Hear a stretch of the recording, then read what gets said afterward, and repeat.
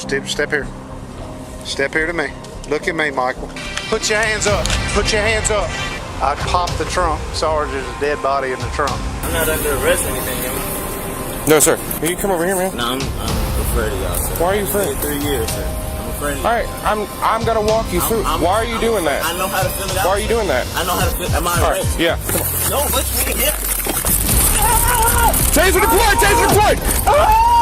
Put your hands out! Put your hands out! Today, we will be exploring some real-life instances where criminals walked right into police traps, sometimes due to their own mistakes, and other times due to the brilliant strategies employed by law enforcement. But first, hit the like button, and let's get this ball rolling.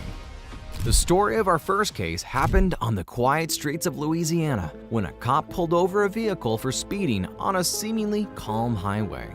But he had no idea how an ordinary traffic stop would take a chilling turn and lead to a series of events that would leave the whole nation in disbelief. I'd pop the trunk. Sorry, there's a dead body in the trunk. It all began on July 29, 2020, when a Louisiana state trooper pulled over this driver, identified as 18-year-old kid Michael Mitchell, who was not only speeding, exceeding the limit by almost 20 miles per hour, but also didn't possess a valid driver's license. Hey, good afternoon. I'm Trooper Nielsen, Louisiana State Police. The reason why I stopped you was for speeding. Do you have your driver's license? No, sir. Do you have a driver's license? No, sir. Then why are you driving? I was just Okay. going home. What's your name, man? Michael. Whose car is this, man? Your big brother's? But as the officers started asking questions, it became clear that something didn't sit right, or should I say, smell right. You smoking weed today? Look at me. I did earlier. I'm not high right now. Okay. Do you have an ID? You have any ID? Is there any weed in the car, man? Don't stop. Step here. Step here to me. Look at me, Michael. Make eye contact with me. Step out here. Step up here. Is there any weed in the car? Yes or no? It's just a doobie in the ashtray, like. Okay. Other than that, this Anything else? Dizzy. When did you puff last? This was Be like honest. Because I'm a drug recognition expert. about an hour ago. Okay. The stench of weed. No ID, no license, fast and furious driving. I mean, the kid had red flags written all over him, right? But wait, there's more. Where are you headed right now? I was headed back home. Where's home? On, What's your address? No, stop. Come here. Where do you live? It's easy. It's easy to answer this. Where do you live? You don't know how to drive to your house? I was coming from there, how I got lost. So what's the address? I'm code 4. You don't know your address? No, sir. Okay, come back here. Come back here. No wonder the officer suspected that there might be more to this traffic stop than initially met the eye, particularly since Michael's behavior became increasingly suspicious. Not to mention the fact that Michael provided conflicting information about his address and where he was headed, raising further doubts. You've admitted there's a small amount of marijuana in the car, and I've smelled it. It's probable cause. Can I take a look in your car? Yes or no? Yes, sir. Okay. After Michael's consent, the officer goes on with the search of the vehicle, probably looking for marijuana and other drugs that might be in the car. However, as he came across the left side of the vehicle's exterior, he uncovered something truly disturbing. See the multiple bullet holes? Yeah, these are the ones I'm talking about, clearly indicating a violent incident. Now, the officer is pretty sure that the suspect might be involved in something much larger than initially expected. When did all this happen? When did all that happen? That happened. When? My brother, he said it. How long ago? happened, Days? Yeah, it was like. Okay, come back. Just leave this here. Come back here. Just stay right here in front of my car. As the officer dug deeper into the case, he found out that there was no factual information to Michael's statements, and the kid has been lying this whole time. To add to this, the address Michael gave doesn't match where he lives, and the car is registered to someone with a completely different last name. Hey, Jeff. Hey, it's Jesse again. I'm sorry to bother you. And I got this car speeding 73 and a 55. It's a black and orange Camaro. And It's got like 3 bullet holes in the left side of it. In that Camaro, that little triangle window right behind the driver door, and right in the door jamb, there's a round, and there's like 2 right behind that. And he said he thinks his brother said his car was in something 2 nights ago. Now he says he lives in Winsboro, but he's got a Richwood address, and the car comes back out of Monroe, and he's got this he's got a GPS thing put in, but he don't even know the address, so he's lying about a bunch of junk. So I was just gonna check y'all aren't working anything up. Just when the officer thought things couldn't get any stranger, a mysterious man arrived at the scene, claiming that Michael's family was looking for him. His family in Monroe is looking for him. They sent me out here. Okay, all right. Well, I got somebody pulling up behind me, Scooter. What do you mean they were looking for him? They looking for him. The car missing. Hey. Okay, give me the phone. Hey, man. Okay, what? His name is Michael. He's not giving that name though. He's given another name. Dazed and confused, the cop decided to grill Michael some more to get to the bottom of the truth. Did you give me your right name? Yes, sir. What's your name? Michael. Where do you live? Be honest to me. Monroe? Yes, sir. Richwood? Yes, You don't live in Winsboro? No, sir. Why would you try to bluff me on that? You better stop lying to me right now. You're going to be in jail. I'm just going to my sister's out there. To your sisters? So when I kept asking you where you live, you don't even know because this ain't even your house. Some act right in you and stop lying to me, or I swear to God you're fixing to go to jail. Do you understand? Yes, sir. That's the last freaking lie you better tell me. What's your last name? Who took the car? Who took that car from whoever it belonged to? He gave me permission for the car. Mike gave you permission to drive this car? Yes, sir. I have to give it to him, that kid can lie. There's a kid that's been reported missing, and that they took the car from Monroe, and he lied to me about his last name, his address and where he's from, that the daddy's looking at him. Some random guy pulls up behind me and said, hey, this guy's looking for that kid. I need to know if this car has been reported missing, stolen. I know he's BSing to me about where he's going. He says he's going to his sister's house down here. If you could, hey, talk to him, see if you can figure out if the sister thing is legit. He said this guy gave him the car. He's got the GPS on his phone on the back lid. He said that's where he's going, and I knew he was lying then. Bit by bit, the situation is coming into focus. If Michael's story is accurate, it suggests that his brother permitted him to drive a stolen car. However, it still doesn't answer a lot of questions like, where did the bullet holes come from? What about Michael's false address? Or why a random man was looking for him, knowing he was driving the vehicle? To make things even more complicated, the police officer just heard on the radio that there's a missing person report related to this whole situation. The Franklin Parish Sheriff's Office just called, said there's some contact with Monroe PD called Regas, somebody named Regas or something, that this car has been given to this boy by another boy who's been reported missing. I think by now we are all quite certain where things are headed. So he's lying his ass off. Go looking for the person who owns the car, find out that the son of the owner of the car is missing, and now we got bullet holes all in the car. You haven't been in the vehicle? Yes, sir. I just looked in the console, the center console. He had a doobie in the ashtray thing, but I really didn't give it a good look. Going by his gut, the cop decided to take one last full search of the vehicle now that the backup officers had arrived on the scene. Little did he realize that this would be the moment when all of his questions would be answered. I'm gonna do the obvious thing I want to do.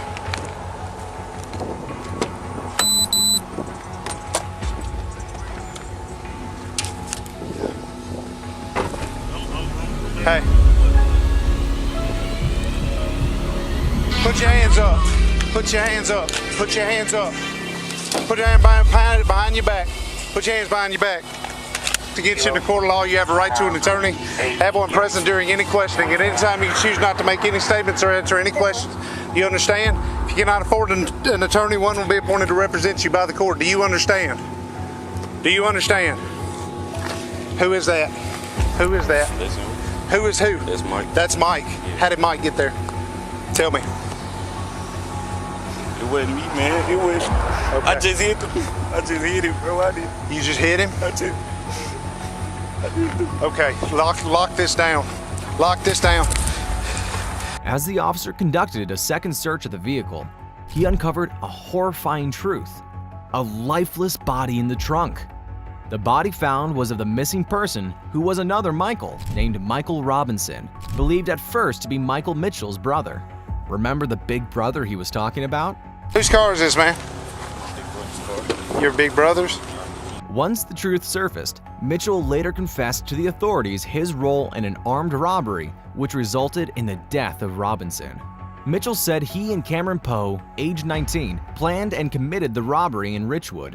During the robbery, Poe allegedly shot Robinson multiple times with a handgun, resulting in his death, and then the suspects loaded the body into the back of the car. Mitchell later drove the vehicle to Winsboro to dump the body and vehicle at a site allegedly provided by Poe, but he was stopped for speeding before he got there.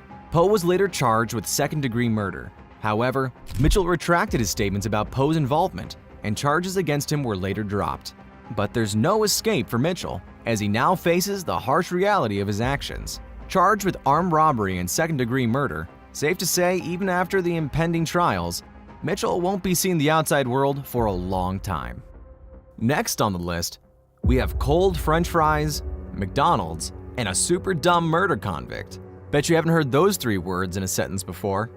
Well, that's more or less the keywords of this story, folks.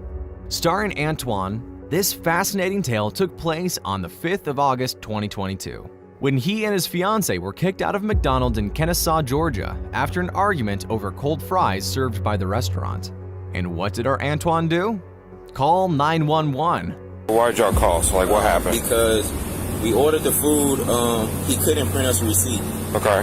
So he said the receipt would be printed in the back. So I said, okay. So we sat down, me and my fiance looking for homes around here. Gotcha. So we went back to Progressive Rentals looking at homes. I guess our order was called, but we don't even know our order number. Okay. You know what I'm saying? So now our food is sitting there cold. So when I come up, I say, I try the fries they're lukewarm, but they're not hot. Okay. That's reasonable. After all, who doesn't like their fries hot? I sure do. And hey, and while I'm at it, my mom's super late making our dinner. Should I call 911? Anyway, fun and jokes aside, let's see what else Antoine has to say. Okay, the fries are not hot. Touch the fries. I said, no, they're not hot. And at this point, you done touched them, so, Yeah. can I just get it fresh set? Okay. So as he getting the fries, and I said, can I also get the receipt? That was 5 minutes ago. Yeah. You know what I'm saying? Excuse me, sir. 5 minutes ago, I can run my store however I want to run my store. Okay. This now, sir, I done paid. He said, matter of fact, you can leave my property. Get off my property now. Can someone please give him his fries already? Mind you, they sure as hell must be hot. Hot stuff! As poor Antoine goes on to describe the detailed account of this injustice. The cop asks for his ID, and this is where things begin to get really shady. Do you have your ID on you? No, sir. Okay, well, I'm gonna have to get your information. What's your last name? Sims. S-I-M-S? S-I-M-E-S. E-S. And first name? A-N-T-O-I-N-E. O-I-A-N-E. A-N-T-O-I-A-N-E. What's your birthday? Can you notice the sudden change in Antoine's demeanor? Especially when the cop asks for an ID? The eye contacts are gone, and so are the animated hand gestures, and even the confidence in his voice. I mean, the guy is practically quaking in his boots, with arms stiffed on his sides.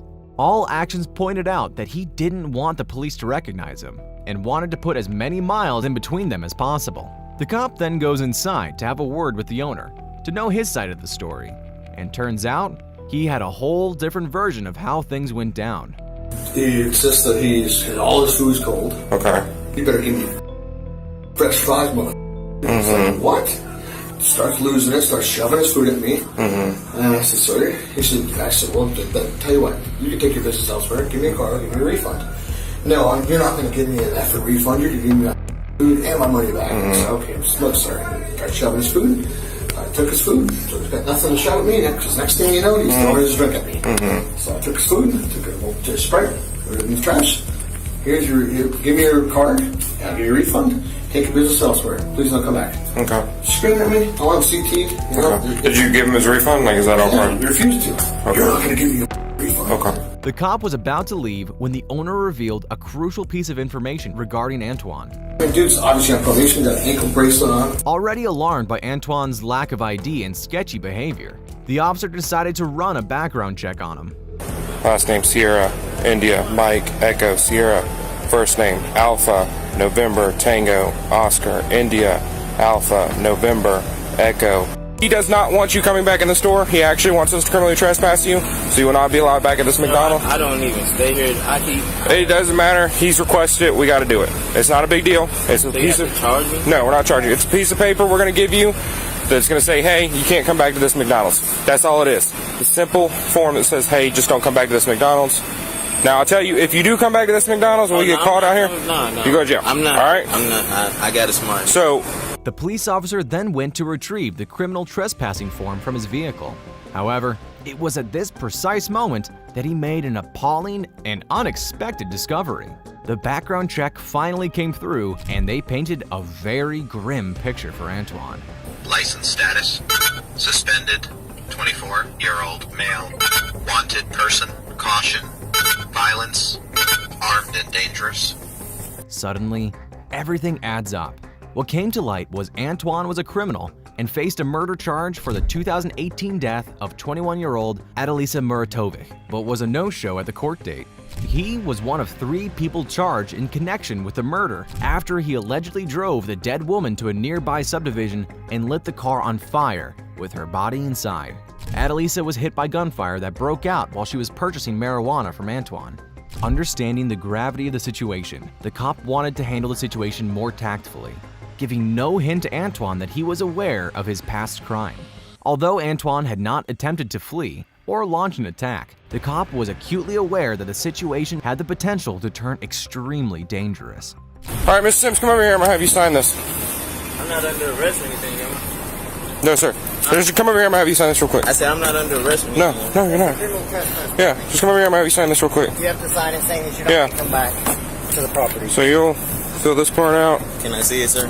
Yeah. Will you come over here, man? No, I'm afraid of y'all, sir. Why are you I've been afraid? here 3 years, sir. I'm afraid of All y'all. right, I'm going to walk you through. Why are you doing that? I know how to fill it out. Why are you doing that? I know how to fill. Am I All arrested? right, yeah. Come on. No, let's meet him. After a good 20-minute chase, the cops finally caught up with Antoine and took him down, and how. Backside, backside! Taser deployed, taser deployed! Put your hands out! Put your hands out! Hands out! Do not move! Do not move! Rest assured, he certainly screams like someone dumb enough to call 911 while on the run from the law. Later, he was charged for his existing arrest warrant, alongside additional accusations of obstructing law enforcement and criminal trespassing. He also had possession of a controlled substance with the intent to distribute tacked on, as police found 31 grams of marijuana in his fiance's vehicle. Antoine is now in jail with one question that will haunt him for the rest of his life. What if I had just taken the cold fries that day? Lesson learned: murder and dumb can only take you so far, folks. Talking about being dumb, how can I not include the curious case of a Florida woman named Elizabeth Espinoza, who walked right into a police trap, and the beauty of it, she never realized how. On January 7th, 2020, a patrol trooper pulled over a vehicle on Interstate 75, suspecting that the window tint was unlawfully dark. Sounds like a routine traffic stop, right? Ever wondering how these nutcases often pull off big crimes and then later get caught due to small incidents like a freaking traffic stop? I wonder why that is. Maybe it's the haste or the adrenaline on steroids. Who knows? You have a license with you today? I have a picture of my license. Okay. Is this your car? Yes. Okay. Any issues with your driver's license today? Well, yeah, other than being lost. If I just have you step over here on the grass, that way we're not too close to the roadway. And you said no issues with your license today, correct? Okay. I have a law. So I do have a picture. I don't know if you want to. Yeah, I'll look at it in just a minute. When did you lose your license? You know? Lost it, 2 3 days ago. A couple of days ago. Was it while you were out in Texas? All right. If I could have you wait right here, let me check your information, okay, ma'am? Thanks. After inspecting the window tint and confirming it exceeded the legal limit, the trooper asked for the woman's identification. Initially, everything seemed routine, and it appeared she might just receive a citation and that be all. However, an unexpected twist occurred when another trooper arrived at the scene, accompanied by a canine unit. The officer greeted his fellow boys in blue. "Hey man, what's going on?" "Not much, just a regular day at the office." "Another tinted window case. No big deal. Let me just wrap things up and grab a quick donut."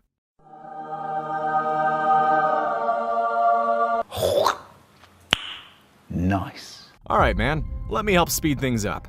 While on his way to Elizabeth's car, something bizarre happened which immediately sparked suspicion in both cops' minds. All of a sudden, the canine began barking persistently. Now, there's a possibility that Elizabeth may have some kind of drugs in the car, but what was shocking for the cops was how could a canine sniff it out from such a stretch as there was some distance between the vehicle and any potential scent source? Something is wrong here. The troopers grew suspicious and proceeded to conduct an air search around the car. The cop asked Elizabeth if she was on the Florida Medical Marijuana Registry, to which she responded affirmatively. But when questioned further, she admitted that she was still working at a medicinal marijuana establishment, explaining how the canine had indicated the presence of an odor and it was necessary to search the vehicle. Elizabeth gave her consent and was detained without being formally arrested. While the officer looked through her car to make sure she wasn't hiding drugs, Elizabeth unintentionally did the exact opposite. Hey, can you let Maria know to go for my kids? I just got pulled over. Me acaban de agarrar. Me acaban de agarrar. Estoy en Bush now, and I need to go pick up my kids. While in the backseat of the patrol car, she made a phone call, speaking in both English and Spanish, seemingly trying to communicate secretly. Little did she know that her Spanish conversation was being translated, and the cops could hear and see everything on their monitors, revealing that she might be hiding something in her car. Because of the tints, they said the tints were too dark, and there's another one here in the K9 olió algo, so I don't know. Talk about axing your own foot, right? Thanks to Elizabeth, a detailed search took place, assisted by a few other cops as well. And just wait till you hear what the cops found in her car. That's all, let's just say it's 9 kilos. You do it by the gram, correct? What's that? You do it by the gram, correct? Yeah, but I'm just saying if it's 2.2 pounds a kilo, yeah. That's how it works. 20 pounds. But wait, there's more. And I think there's more in there, so. The cops suspected that there may be more cocaine hidden inside the car, and to retrieve them, they have to take Elizabeth's car to a mechanic's shop. Keep in mind, to this point, Elizabeth has no clue that the cops know who she is and the whereabouts of her operation. So, they laid down a trap. Hey, this is what's going on. There's some items in the vehicle that we need to take a little bit closer look at. Okay. And we need to inspect the vehicle a little bit further. Okay. But we need to put the vehicle up on a lift in order to do that. So there's a wrecker headed over this way. Okay. Providing a perfect cover, the officer tries to small talk Elizabeth, asking where she works and other aspects of her life. You're working at Amazon now, you said? Yes. Which location? The one in Ruskin? Down there. Whereabouts in Ruskin? Is it a distribution center? Yeah, it's a distribution. Yeah, that's what it is. Whereabouts is that located? I have no clue, to be honest. Well, when you go to work, what road is it? It's on 674, but I don't know the exact road because I'm not as familiar with that area. I know about the distribution center that's over there in Lakeland on Lakeland Road. What do you do at the distribution center? I just pack. He's pretty good, right? Poor Elizabeth. Once the car made it to the shop, the cops wasted no time in turning it upside down. And now, it's time for the grand reveal. Turns out the cops were right indeed. After the complete ransacking of the car, the cops managed to pull another 6.5 pounds of cocaine tucked away in the dashboard and other voids in the back of the vehicle, totaling the complete bust to 26.5 pounds. That's roughly $1.2 million in street value. Who would have thought, right? What started as a harmless girl with tinted windows will turn out to be another episode of Narcos? Espinoza was later taken to Sumter County Jail and was charged with 2 counts of cocaine possession, 1 count of cocaine trafficking, and another count of public order crimes. If only she had kept her mouth shut. That's all for today, folks. And remember, these criminals are not as smart as they think. Sometimes, all it takes is an intelligent cop or an ordinary citizen like that McDonald's owner to notice something that can prevent future crimes. It's a crazy world out there, so be safe and be alert. And we will see you in the next one.